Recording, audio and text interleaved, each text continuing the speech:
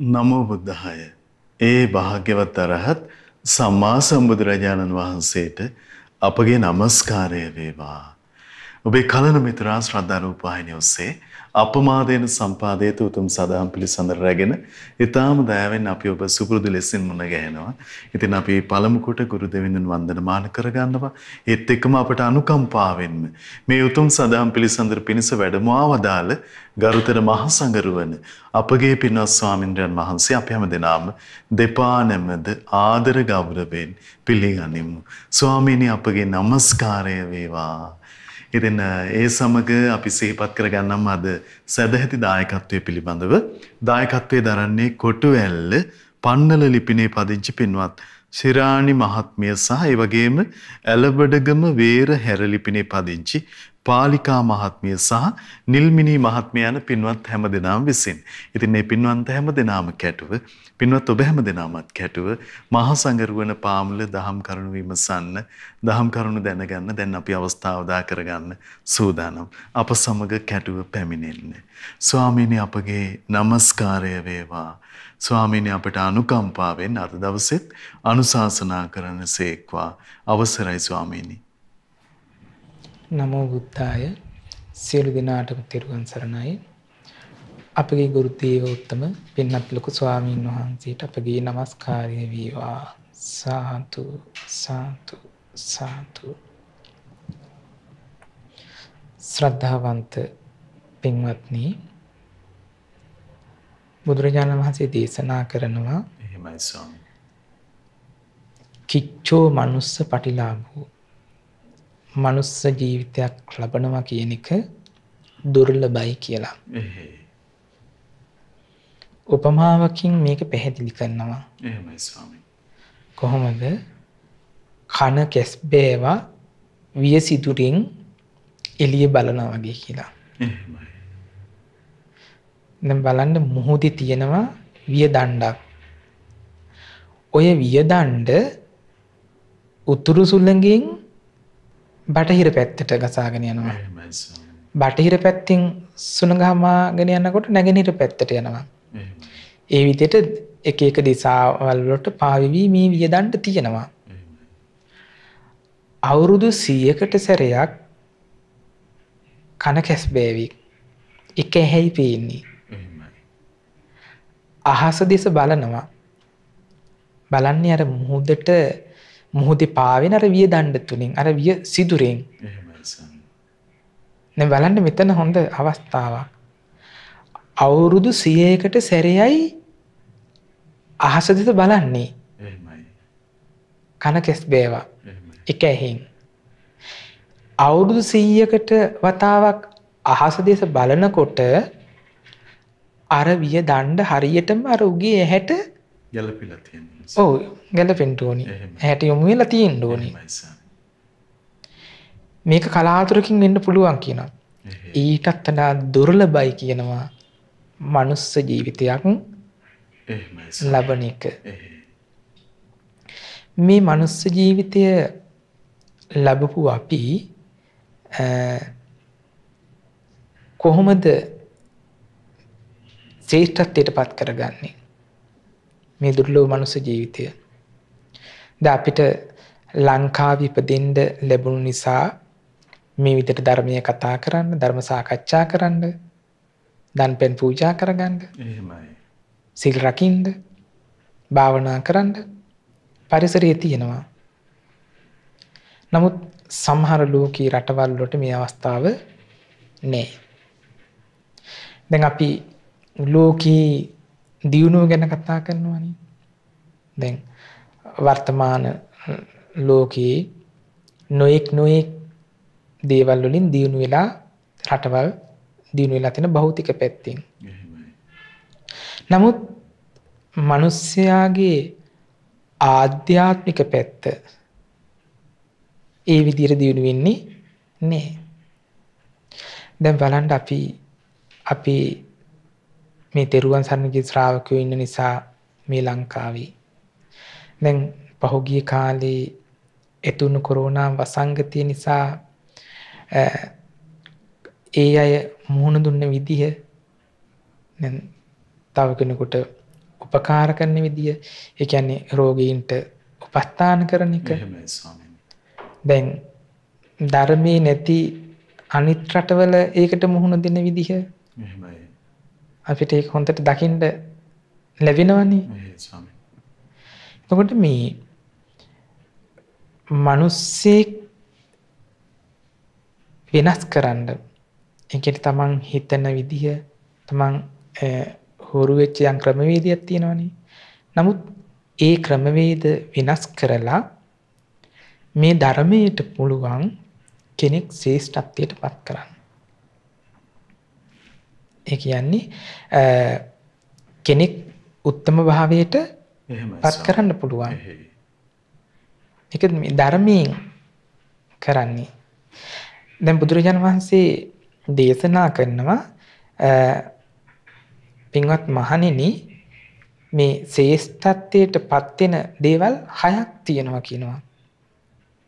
පුද්ගලයෙක් උත්තම භාවයට පත් කරන දේවල් 6ක් තියෙනවා. දැන් අපි මේ ලෝකේ කෙනෙක් හීන තත්ත්වයට ඇදලා දාන දේවල් තියෙනවා. පහත් තත්ත්වයට දාන දේවල් තියෙනවා. ඒතර බුදුරජාණන්සේ කතා කරනවා, බුදුරජාණන්සේ දේශනා කරනවා අනුත්තරී කියන්නේ උත්තම භාවයට පත් කරන කරුණු ගැන. දැන් මේ ලෝකයේ ශ්‍රේෂ්ඨත්වයට පත් වෙනවා කියනවා දකින්න දේවල් අතර, ඒ කියන්නේ දස්සන අනුත්තරිය, දැකීමෙන් කෙනෙක් ශ්‍රේෂ්ඨත්වයට පත් වෙනවා කියනවා. ඊළඟට අහන දේවල් අතුරින් කෙනෙක් ශ්‍රේෂ්ඨත්වයට පත් වෙනවා, ශ්‍රවණානුත්තරිය කියලා කියනවා. ඒ වගේම ලැබෙන දේවල් අතර කෙනෙක් ශ්‍රේෂ්ඨත්වයට පත් වෙනවා කියනවා, ලාභානුත්තරිය. ඒ වගේම හික්මෙන දේවල් අතර ශ්‍රේෂ්ඨත්වයට පත් වෙනවා, සික්ඛානුත්තරිය. ඒ වගේම උපස්ථාන කරන දේවල් අතර කෙනෙක් ශ්‍රේෂ්ඨත්වයට පත් වෙනවා, පාරිචර්යානුත්තරිය. ඒ වගේම සිහි කරන දේවල් අතරින් කෙනෙක් ශ්‍රේෂ්ඨත්වයට පත් වෙනවා, අනුස්සතානුත්තරිය කියලා කියනවා. දැන් මේකෙදි භාග්‍යතුන් වහන්සේ විස්තර කරනවා මොකද්ද මේ ශ්‍රේෂ්ඨත්වයට පත් වෙන දේ. දැන් මේ ලෝකේ සමහර අය ඉන්නවා දැන් දකින්න යන දේවල් තියෙනවනේ. සමහර අය විවිධ දේවල් දකින්න යනවනේ. දැන් අපි හැමෝම කැමති, මේ ලෝකේ ඉන්න හැමෝම කැමති දැන් ඇත්තු ඉන්නවා දැක්කොත්. දැන් බලන්න පුංචි අය පවා හරි ආසයිනේ මේ අලි බලන්න. අලි ඇත්තු බලන්න ආසයි. ඒ සෑහීමකටපත් වෙන්නේ නැහනේ. කොච්චර බැලුවත් ඇති වෙන්නේ නැහනේ. එහෙනම් ඇත්තු බලන්න යනවා. අලි ඇත්තු බලන්න යනවා. ඒ වගේම අස්සය බලන්නත් යනවා. ඒ වගේම වටිනා කියන මැණික් වර්ග, දුර්ලභ මැණික් වර්ග කොහේ හරි තියෙනවා නම් ඒවා බලන්න යනවා. නොයෙක් උසස් පහත් දේවල් බලන්න යනවා. ඒ වගේම මිත්‍යා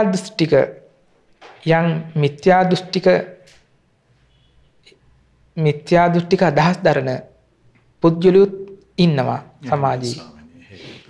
ඒ අයත් බලන්න යනවා සමහර අය. මේගොල්ලෝ මොනවද කියන්නේ?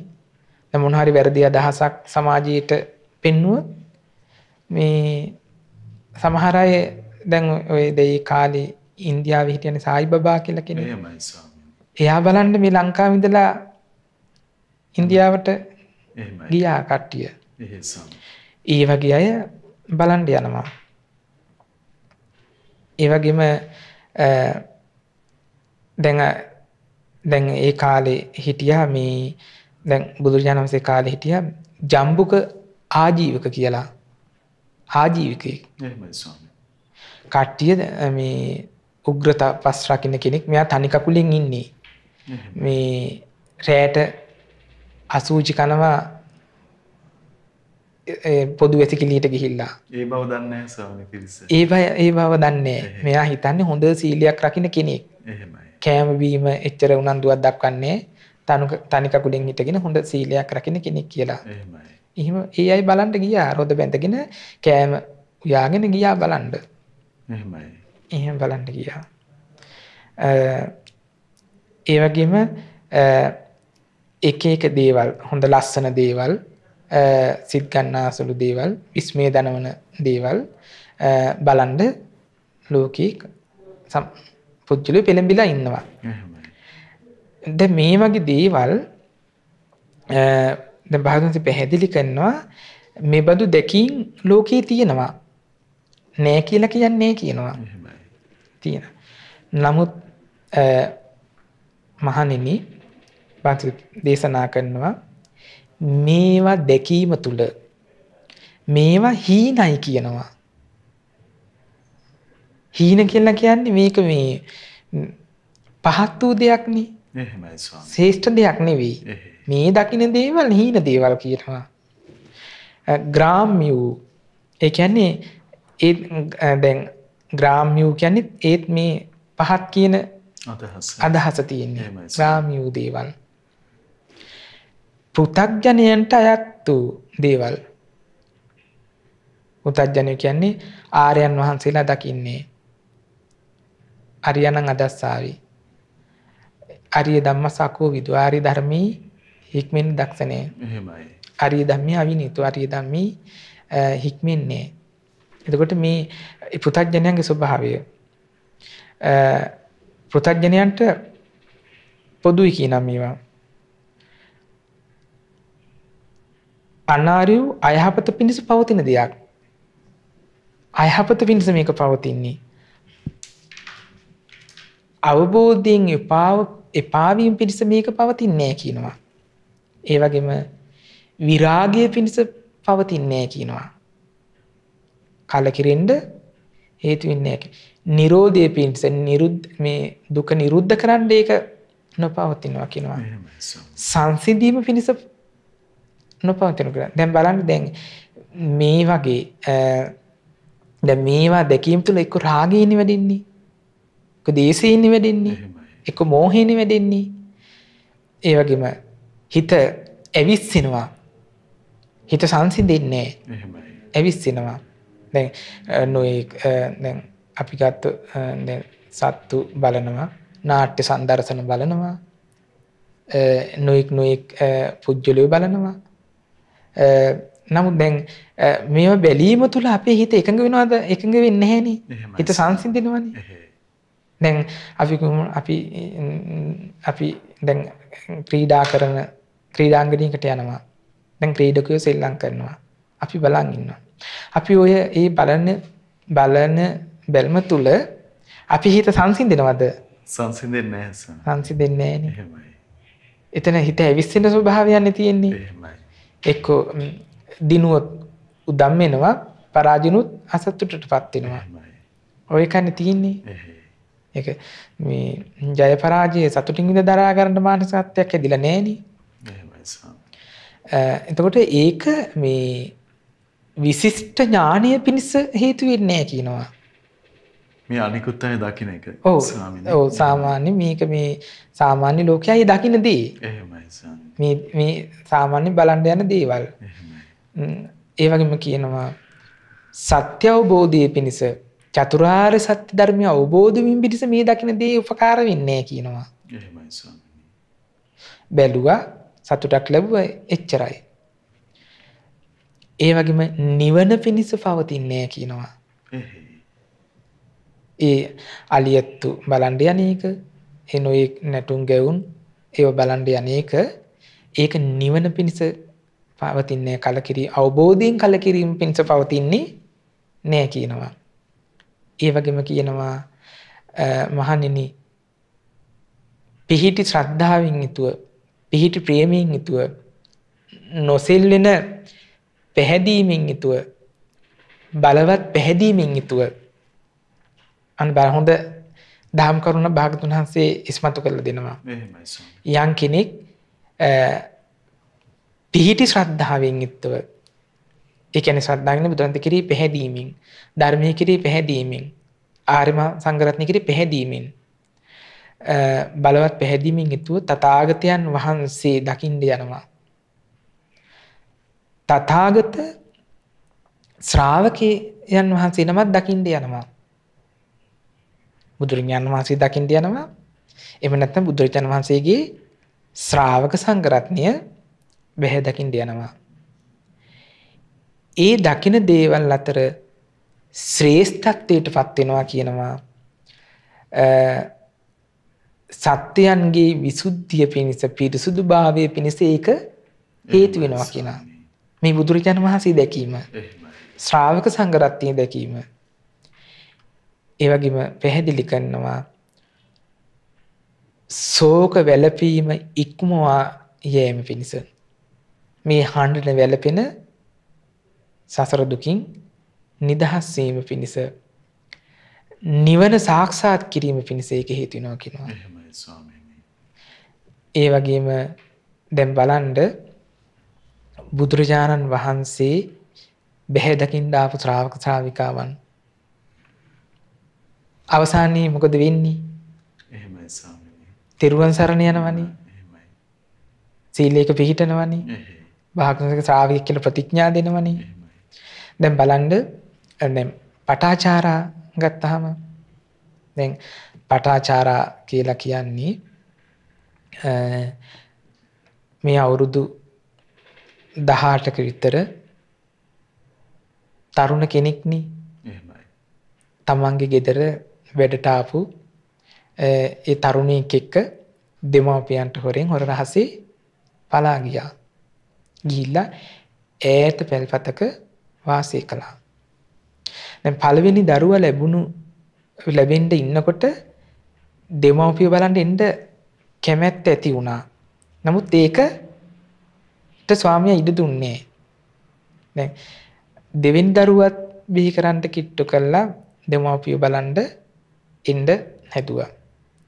ඒකට ඉඩ දුන්නෙත් නැහැ. හොර ස්වාමියාට හොරෙන් පිටත් වුණා. අතරමඟදී ලොකු කරදරයකට පටාචාර මුහුණ දුන්නා. එහෙමයි ස්වාමීනි.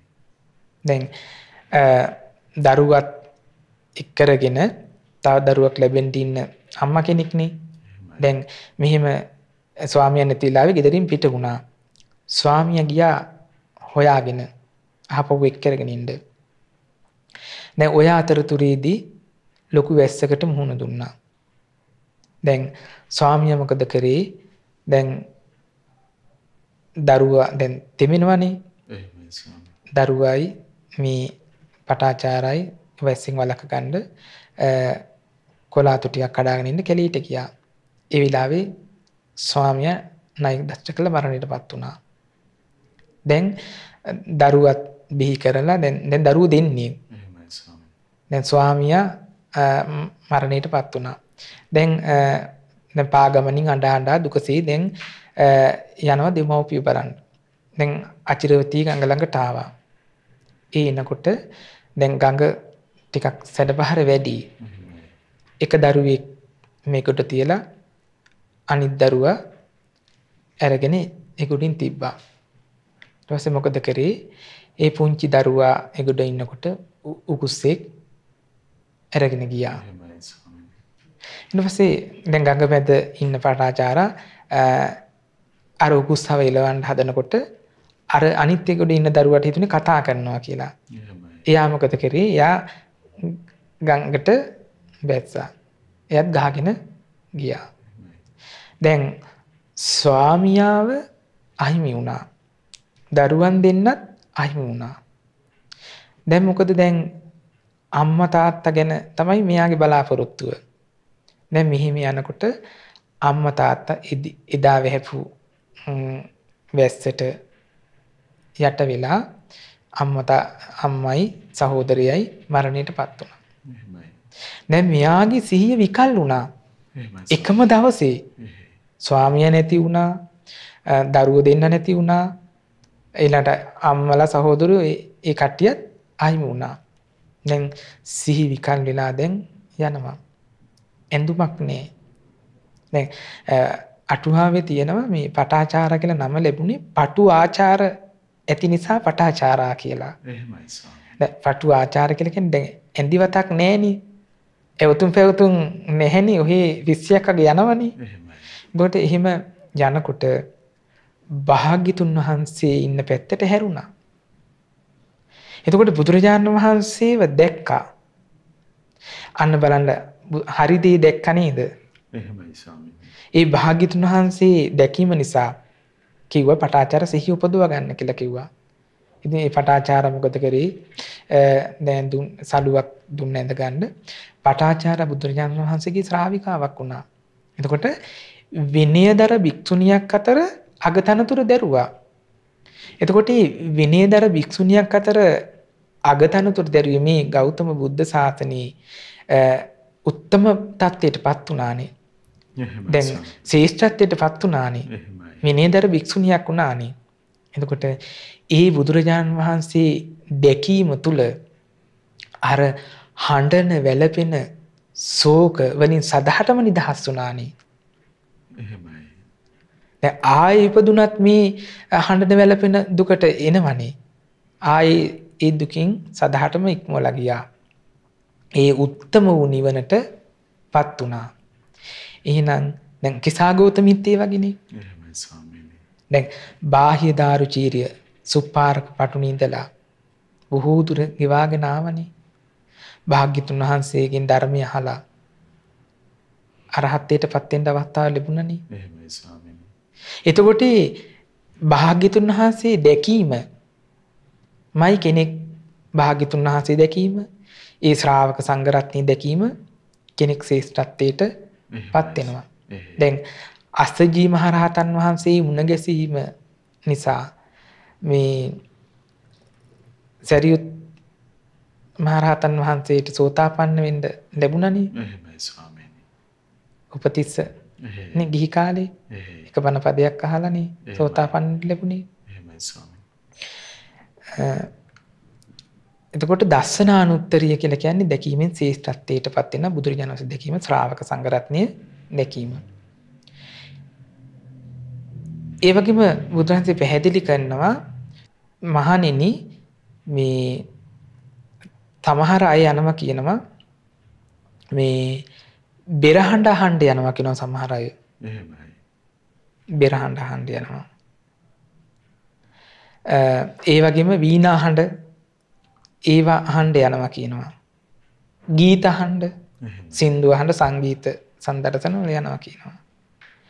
ඒ වගේම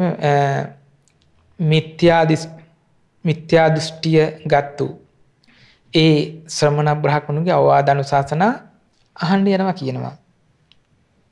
මිසදිටු අදහස් තියෙන පුජ්‍යලියෝ ගේ අවවාද අනුශාසනා අහන්න යනවා කියනවා. ඒ වගේම කියනවා මේ වගේ දේවල් මේ ලෝකයේ තියෙනවා කියනවා.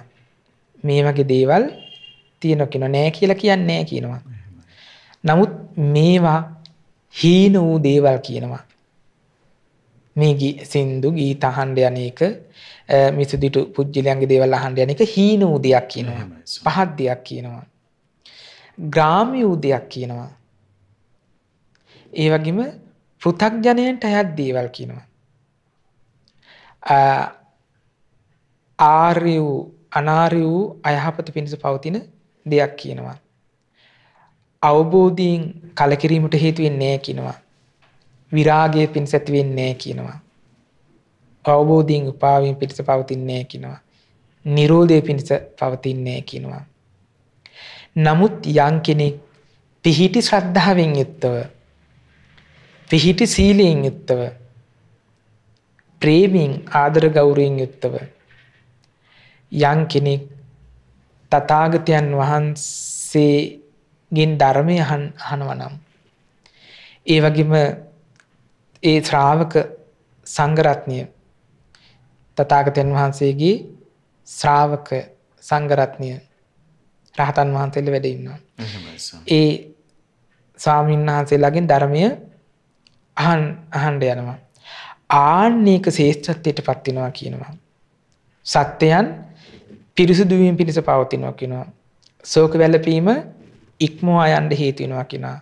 දුක් දුන්නස් නැතිවීම පිණිස හේතු වෙනවා කියනවා. ඒ වගේම කියනවා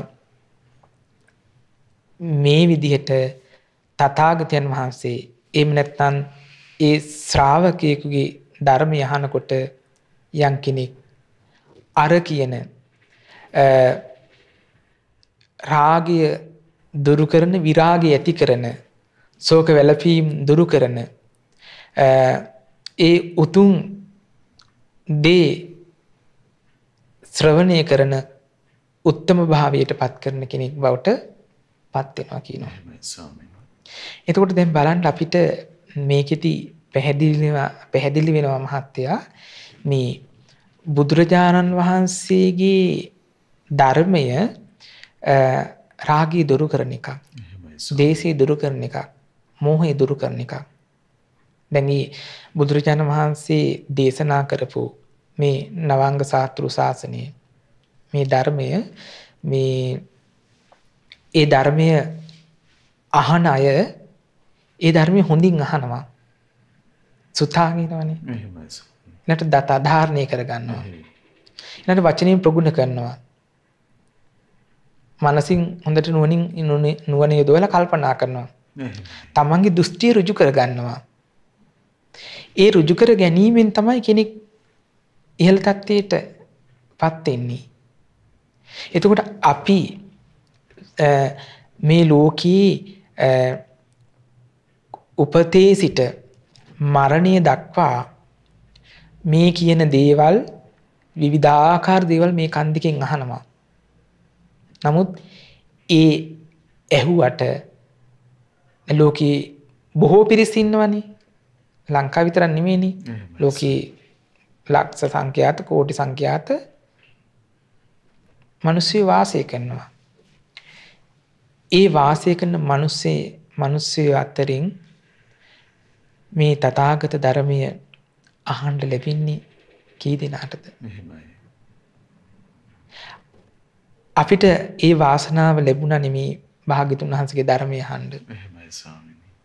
ඒ භාග්‍යතුන් වහන්සේගේ ශ්‍රාවක සංඝරත්නයේගේ ධර්මය අහන්න. දැන් භාග්‍යවතුන් දේශනා කරේ ශ්‍රාවකයින්ට මේ මුලැමැදාග ධර්මයේ දේශනා කරගෙන ධර්මචාරිකායි වඩින්න කියලා. මේ මුලත් සුන්දර, මැදත් සුන්දර, අගත් සුන්දර. එතකොට මේ ධර්මයේ දේශනා කරමින් ශ්‍රාවකයෝ බුදුරන්ගේ ශ්‍රාවක සංඝරත්නය ධර්මචාරිකායි වැඩියා. ඒ තැන ධර්මයේ දේශනා කළා. ඒ තැන පැවිදි වුණා සමහර අය ධර්මයේ අහලා. දැන් මිහිඳු මහරහතන් වහන්සේගේ ලංකාවට වැඩමවීම බලන්නකෝ. දැන් බලන්න දැන් මිහිඳු මහරහතන් වහන්සේ ලංකාවට වැඩලා මේ දැන් මිහිඳු මහරහතන් වහන්සේත් එක්ක පිරිස ආවනේ. මිහිඳු මහරහතන් වහන්සේ ලංකාදීපේ ඒ මික්සක පව්ව එමෙ නැත්නම් බස්තලයට වැඩපු වෙලාවේ දේවානම්පියතිස්ස රජතුමාට හඳුන්වලා දුන්න විදිහ බලන්නකෝ. එහෙමයි ස්වාමීනි. ඒකෙදි මිහිඳු මහරහතන් වහන්සේ හඳුන්වලා දෙනවා සමනාමයන් මහරජ අපි ශ්‍රමණයෝ සමනාමයන් මහරජ ධම්ම රාජස්ස ශ්‍රාවකා. ඒ ධර්ම රාජානන් වහන්සේගේ ශ්‍රාවකයෝ තමේව අනුකම්පාය ජම්බුදීපා ඉදාගත. ඔබට අනුකම්පා පිණිස අපි දඹදිව තලයේ ඉඳලා මෙහි වැඩම කළා. දැන් බලන්න මෙහි ලෝකයේ සමහර අය තව කෙනෙකුට හඳුන්වලා දෙන්නේ. දැන් සමහර අය කියන මේ මම අර අහවල් ලැමතිතුමාගේ පුතා. මම අර අහවල් කෙනාගේ පුතා. ඒ වගේනේ සාමාන්‍ය සමාජයේ කෙනෙක් යම් කෙනෙකුට හඳුන්වලා දෙන්නේ. එහෙමයි ස්වාමීනි. එතකොට දැන් මම මේ සමාජ අර ඒ කියන්නේ උසස් නිලයක් දරනවා නම් සමාජයේ පිළිගැනීමක් දරන එයාගේ ඥාති කියලා ඒ වගේ කියලා තමයි හඳුන්වලා දෙන්නේ. ප්‍රභූත්‍යත් එක්ක හඳුන්වලා දෙන්නේ. දැන් මෙතෙන්දී මිහිඳු මහරහතන් වහන්සේ කිව්වද ධර්මාශෝක අධිරාජගේ පුතා කියලා මම. එහෙම කිව්වේ නෑ. මහරජතුමනි මමත් මේ රජ කෙනෙක්ගේ පුතෙක්. එහෙම කියලා කිව්වේ නෑ. බුදුරජාණන් වහන්සේගේ ශ්‍රාවකයෙක් කියලා කිව්වේ. මේ නිකලෙත් රහතන් වහන්සේ නෝ. ඒ වෙලාවේදී දේවානම්පියතිස්ස රජතුමාට ලැබුණානි තෙරුවන් සරණ යන්න. එහෙමයි ස්වාමීනි. ඒ වගේම ඒ රජතුමාට භාග්‍යතුන් වහන්සේගේ ධර්මයේ චූලහත්ති පදෝප සූත්‍රය ශ්‍රවණය කරන්න ලැබුණනේ. එතකොට දේවානම්පියතිස්ස රජතුමාට ඒ ශ්‍රේෂ්ඨත්වයට පත් වෙනදී ලැබුණනේ. එහෙමයි. ඊට පස්සේ අනුලාභී ඇතුළු පිරිස 500කට මේ ඒ ගෞතම බුදු සසුනේ පැවිදි වෙන්න ලැබුණා. අරහත්ත්වයට පත් වෙන්න ලැබුණා. එහෙමයි. ඒ වගේම දැන් ලංකාවේ ප්‍රථමයෙන්ම අරිට්ඨ කුමාරයා පැවිදි වුණා. අරහත්ත්වයට පත් වුණා. ලංකාවේ පළවෙනිම රහතන් වහන්සේ. එහෙමයි ස්වාමීනි. එතකොට මිහිඳු මහරහතන් වහන්සේ ලංකාවට වැඩලා චූලහත්ති පදෝම සූත්‍රය, සත්‍ය සංයුත්තය, අනමතග්ග සංයුත්තය, විමානවත්තු ප්‍රේතවත්තු, ගෝමේ පිණ්ඩම සූත්‍රය. ඉතින් මේ බුද්ධ දේශනා ශ්‍රවණය කරන්න ලැබුණානේ ලංකාවාසී ජනතාවට. එහෙමයි ස්වාමීනි. එතකොට ලංකාවාසී අය අර ලාමක දේවල් පස්සේ හොයහා ගියායට මේ විරාගයේ පිණිස, නිවන පිණිස, ධර්මය අවබෝධය පිණිස මේ හඬන වැළපෙන දෙයින් ඉක්මවා යන දෙයක් ලැබුණානේ. ඒකයි මේ තථාගත ධර්මයේ ශ්‍රවණය කිරීම තුල කෙනෙක් ශ්‍රේෂ්ඨත්වයට පත් වෙන්නේ. යම් කෙනෙක් ධර්මය අහනවද ඒ ධර්මයෙන්මයි කෙනෙක් ශ්‍රේෂ්ඨත්වයට පත් කරන්න දෙන්නේ. අපි උපතින් ඉඳන් මැරෙනකන් වෙන කොච්චර දේවල් ඇහුවත් වැඩක් නෑ. කෙලස් ගොන්නක් පුරෝගෙන රාගයම වඩ දේශීම වඩ මෝහයම වඩ අපි මරණයටපත් වෙනවා. ඒ මරණයටපත් වෙලා අපි නිරේ උපදිනවා. තිරිසන් ලෝකේ, പ്രേත ලෝකේ උපදිනවා. අපි මේ සසර සැඩපහරේ යන පිරිසක් බවට පත් වෙනවා. ඉතින් අපි කල්පනා කරන්න ඕනි. අපි ඇත්තටම සැබවින් වාසනාවන්තයි. භාග්‍යතුන් වහන්සේ වදාළ ධර්මය කුමක්ද? භාග්‍යතුන් වහන්සේ වදාළ මේ මිහිරි ශ්‍රී සද්ධර්මය බුද්ධ දේශනා ඇසුරින්ම ඉගෙන ගන්න ලැබුණානි කියලා. එහෙමයි ස්වාමීනි. බොහෝ දිනෙකට මේ අවස්ථාව ලැබින්නේ මේ ධර්මය අහලා හිත පහදවා ගන්න. එහෙමයි ස්වාමීනි. එතකොට කෙනෙක් ශ්‍රවණානුත්තරියෙන් ශ්‍රවණයෙන් ශ්‍රේෂ්ඨත්වයට පත් වෙන ධර්මයේ ශ්‍රවණය කිරීම. ඊළඟට බුදුන් වහන්සේ දේශනා කරනවා ලැබෙන දේ අතර කොහොමද කෙනෙක් ශ්‍රේෂ්ඨත්වයට පත් වෙන්නේ. දැන් බලන්න දැන් සමහර අයට එක එක දේවල් ලැබෙනවනේ. දැන් බලන්න දැන් සමහර අයට සමහර බලාපොරොත්තු වෙනවා අලුතෙන් විවාහ වෙන යුවලක් දරුවන් අපේක්ෂාවෙන් ඉන්නවා. ඉතින් ඒ ගෙදරට අලුතෙන් පුතෙක් හරි දුවෙක් හරි පුදුනහම මේගොල්ලෝ සතුටක් ලබනවා. ඒ වගේම ඒ ගෙදෙට්ට යම් මිල මුදලක් ලැබෙනවා නම් සතුටක් ලැබෙනවා. ඒ වගේම මේ විදිහට ඉඩකඩම්, ගෙවල් දොරවල්, යාන වාහන, ඒ වගේම මේ වගේ දේවල් ලැබීමෙන් ඒගොල්ලෝ සතුට ලබන්නේ. එහෙම සතුටටපත් වෙන අවස්ථා තියෙනවනේ. එහෙමයි ස්වාමීනි. නොඑක් තනතුරු ධන ධාන්‍ය එල්ලසිලු ලැබීම් ගැන සතුට වෙන අපිට. සතුට වෙනවා. දැන් සමහර කෙනෙක් ඉන්නවා විභාගෙ ලියනවා. උසස් පෙළ විභාගෙ ලියනවා කියන්නේ. එයාට විශ්වවිද්‍යාල ප්‍රවේශය ලැබෙන එයා සතුටක් ලබනවා. ඒ වගේම අර මහත්යාගේ වගේ රැකියාවක් නැති කෙනෙක් රැකියාවක් ලැබලා සතුටට ලබනවා. එතකොට බුදුරජාණන් දේශනා කරනවා මේ ලෝකෙ එහෙම සතුටක් ලබන දේකුත් තියෙනවා කියනවා. සතුටක් ලබන දෙයක් මේ ලෝකේ තියෙනවා කියනවා. නෑ කියලා කියන්නේ බුදුරජාණන් වහන්සේ. එහෙමයි ස්වාමීනි. ඒ වෙන සතුටක් ලබන්නේ නෑ කියලා දේශනා කරන්නේ. නමුත් ඒ ලබන සතුට හීන දෙයක් කියනවා. එතකොට මෙතින්දි මහත්තයා පැහැදිලි කරනවානේ මේ ලෝකේ ශ්‍රේෂ්ඨත්වයට පත් කරන දෙයක් තියෙනවා කියලා. එහෙමයි ස්වාමීනි. අරක తాවකාලික සතුටක්. එහෙමයි. ඒ සතුටම එක්ක දුක උපද්දවනවා. දැන් හිතන්නකො අපි ඔන්න දරුවෙක් මව් කුසට ආපු වෙලාවේ යම්ම ඔහොම සතුටින් හිටියා කියමුකෝ. නමුත් ඒ දරුවා හදිසියෙ මව් කුසෙදි මිය ගියා. දුකක් හැඬීමක් වැළපීමක් එතන තියෙනවානේ. දුක පිණිස පවතිනවානේ. දුක පිණිස පවතිනවානේ. ඒ වගේ දරුවා බිහි වෙනවා. බිහි වෙලා අවුරුද්දෙන් දෙකකින් ඒ දරුවා මරණයටපත් වෙනවානේ. දුක පිණිස හේතු වෙනවානේ. ස්වාමීන් එතකොට අපි සතුට වෙන බාහිර කාරණා ලාමක කාරණා. ලාමක දේවල්නේ සතුට. දැන් අපි හිතන්නකො දැන් විශ්වවිද්‍යාල ප්‍රවේශය ලැබපු ශිෂ්‍යයෙක් සතුට වෙනවා කියමුකෝ.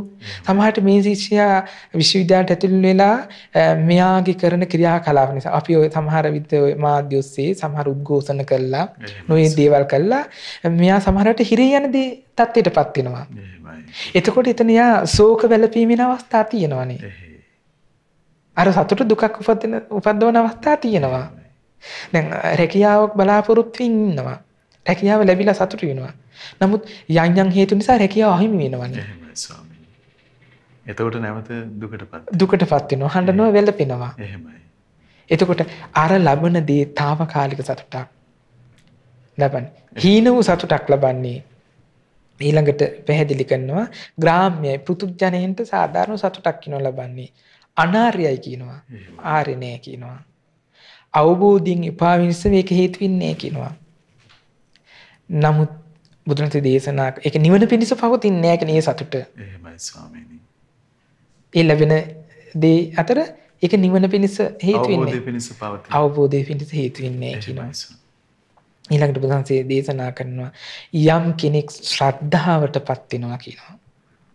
අවබෝධයෙන් ශ්‍රද්ධාවෙන් යුක්තව ප්‍රේමයෙන් යුතුව නොසලින පැහැදීමෙන් යුතුව බුදුරජාණන් වහන්සේ එහෙම නැත්නම් තථාගත ශ්‍රාවකයන් වහන්සේ නමක් කෙරෙහි බලවත් පැහැදීමක් ඇති කර ගන්නවා නම් ආනි පැහැදීම ඒ වගේම ඒ කියන ශ්‍රද්ධාලාභය ලැබනවා. එහෙමයි ස්වාමීනි. බුදුරජාණන් කෙරෙහි පැහැදිලා ධර්මයේ කෙරෙහි පැහැදිලා සංඝ රත්නයේ කෙරෙහි පැහැදිලා ශ්‍රද්ධාලාභය ලැබනවා. ඒ වගේම සීලවන්ත වෙනවා. ආන්නේක ඒ ශ්‍රද්ධාලාභය ලැබෙන දේවල් අතර ශ්‍රේෂ්ඨම දේ කියනවා. එහෙමයි ස්වාමීනි. ඒ ශ්‍රද්ධාව ඒ ලැබෙන දේ ඒ ශ්‍රද්ධාව හේතු වෙනවා කියනවා මේ හඬන වැළපෙන දුක් දුන්නසනි සදාටම නිදහස් වෙන්න. එහෙමයි ස්වාමීනි. ඒ ශ්‍රද්ධාව නිවන පිණිස හේතු වෙනවා කියනවා. ඒ කියන්නේ මේ අවබෝධයෙන් කලකිරීම පිණිස ඒක හේතු වෙනවා කියනවා. එහෙනම් ශ්‍රද්ධාවක් කෙනෙකුට ලැබෙනවා නම් ඒක ශ්‍රේෂ්ඨම ලැබීමක් කියලා කියනවා. එහෙමයි. එහෙනම් අප සියලු දෙනාටම ලැබෙන දේවල් අතර ශ්‍රේෂ්ඨම දේ මොකද්ද? ශ්‍රද්ධාලාභය. මේ බුද්ධ ශාසනයට පිවිසීමේ මුල්ම දොරටුව මොකද්ද? ශ්‍රද්ධාව. එහෙමයි ස්වාමීනි. එතකොට අපිට පේනව නේද ශ්‍රද්ධාව නැතුව වෙන මොනව ලැබුණත් අපිට වැඩක් තියනවද? වැඩක් නෑ. එහෙමයි ස්වාමීනි. ඒ වගේම ඉගෙන ගන්න දේවල් තියෙනවා. අපි එක එක දේවල් ඉගෙන ගන්නවානේ. දැන් එක එක ශිල්ප ශාස්ත්‍ර දැන් අස්වැය පුහුණු කරන ඒවා, එවන රත දුනු ශිල්ප, කඩු ශිල්ප, ඒ වගේ එක එක විෂයන් තියෙනවානේ. එහෙමයි. එක එක විෂයන් ඉගෙන ගන්නවා. ලෞකික විෂයන්. ඒ විෂයන් ඉගෙන ගන්න හීන වූ කෙනෙක් කියනවා. ඒවා හීන වූ කෙනෙක් බවට කියනපත් කරනවා. ඒවා අපේ උත්තර භාව අවබෝධය පිණිස හේතු වෙන්නේ නැහැ කියනවා. එහෙමයි ස්වාමීනි. මේ පෘථග්ජනයට සාධාරණයි කියනවා ඒක. ඒක නමුත් ඒ ඉගෙනීමකුත් මේ ලෝකේ තියෙනවා. එහෙමයි. අපි ඒවා සාමාන්‍ය ජීවත් වෙන්න අපි ඒවා ඉගෙන ගන්නවා. නමුත් ඒ ඉගෙන ගන්න දේ තුල ශ්‍රේෂ්ඨත්වයටපත් වෙන්නේ නැහැ. ඒක රැකියාවක් කරන්න, සමාජයේ ජීවත් වෙන්න ඒක උපකාර වෙනවා. එහෙමයි. අවබෝධයෙන් කලකිරීම පිණිස හේතු වෙන්නේ. නමුත් යම් කෙනෙක් ධර්මයේ තුල හික්මෙනවා, අදි සීලයේ හික්මෙනවා, අදි සමාධියේ ප්‍රඥාව තුල හික්මෙනවා, අදි සීල, අදි චිත්ත, අදි ප්‍රඥාව හික්මෙනවා. ආන්නේ හික්මීම කෙනෙක් ශ්‍රේෂ්ඨත්වයට පත් කරලා දෙනවා. එහෙමයි ස්වාමීනි. එහෙනම් යම් කෙනෙකුට ඒක සසර දුකින් සදාටම නිදහස් වෙන්න හේතු වෙනවා. උත්තම නිවන පත් කරලා දෙන්න ඒක හේතු වෙනවා. ස්වාමිනී සීලේ සමාධියේ ප්‍රඥාවේ ප්‍රඥාව එහෙමයි. හික්මීම. ඒ තුල හික්මිනවා නම් එහෙමයි ස්වාමිනී. ත්‍රිශික්ෂා කියලා කියනවනේ. එහෙමයි. සීල සමාධි ප්‍රඥා තුල හික්මිනවා. එහෙමයි. ඒ හික්මීම උත්තම නිවන බවට පත් කරලා දෙනවා. ඊළඟට බුදුන්සේ දේශනා කරනවා උපස්ථාන කිරීම අතර දැන් උපස්ථාන කරනවානේ ශාස්ත්‍රීවරුන්ට සමන කියන්නේ ගෘහපතිවරුන්ට නොඑක් අයට උපස්ථාන කරනවානේ රැකියා සේවා කටයුතු කරනවානේ තමන්ගේ සේවය කරනවානේ යම් යම් පුද්ගලයන් අරබේ ඒ උපස්ථාන අර කෙනෙක් සීත්‍යත්වයට පත් කරලා දෙන්නේ උත්තම භාවයට පත් කරලා දෙන්නේ එහෙම උපස්ථාන මේ ලෝකේ තියෙනවා දැන් රැකියාවන් තියෙනවනේ සේවා කිරීම තියෙනවනේ රාජ්‍යංශය පෞද්ගලිකංශය නමුත් ඒව අවබෝධයෙන් කලකිරෙන්න හේතු වෙන්නේ හඬ වැළපෙන මේ සසර දුකින් නිදහසෙන්න හේතු වෙන්නේ කියනවා නමුත් පිහිටි ශ්‍රද්ධාවෙන් යුක්තව බුදුරජාණන් වහන්සේට උපස්ථාන කරනවා නම් එහෙමයි ස්වාමීනි ඒ ශ්‍රාවක සංඝරත්නයට උපස්ථාන කරනවා නම් ඒක ඒ උපස්ථාන අතර ශ්‍රේෂ්ඨ උපස්ථානය කියලා කියනවා. ඒ උපස්ථානය අවබෝධයෙන් කලකිරෙන්න හේතු වෙනවා කියනවා. සසර දුකින් නිදහස් වෙන්නම හේතු වෙනවා කියනවා. එහෙමයි ස්වාමී. දැන් බලන්න ඒ කාලේ දැන් ඔය දැන් චරිත කතාවල ගත්තාම දැන් රහතන් වහන්සේලගේ චරිතාපදාන ගත්තාම දැන් ඒ බුද්ධ ශාසනවල දැන් ඒ බුද්ධ ශාසනවල ඒ බුදුරජාණන් වහන්සේලාට උපස්ථාන කරලා තියෙනවා. ඒ රහතන් වහන්සේලාට උපස්ථාන කරලා තිනවා. ඒ පින් බලයෙන් ගෞතම බුද්ධ ශාසනයට උතුම් අරහත්ත්වයට පත් වෙන්න ඒ පින් හේතු වෙනවා. එතකොට ඒ උපස්ථානය අපත යන්නේ කෙනෙක් උත්තම තත්ත්වයට පත් කරලා දෙන්න පුළුවන්. එහෙමයි. ඒ වගේම බුදුරජාණන් දේශනා කරනවා මේ විදිහට යම් කෙනෙක් ශ්‍රද්ධාවෙන් මේ විදිහට උපස්ථාන කරනවා දැන් මේ උපස්ථානය නිවන අවබෝධ කරගන්නම හේතු වෙනවා කියලා. දැන් බලන්න දැන් බුදුරජාණන් වහන්සේ දේශනා කරා දැකීමෙන් ශ්‍රේෂ්ඨත්වයට පත් වෙනවා. ඒ වගේම ශ්‍රවණය කිරීමෙන් ශ්‍රේෂ්ඨත්වයට පත් වෙනවා.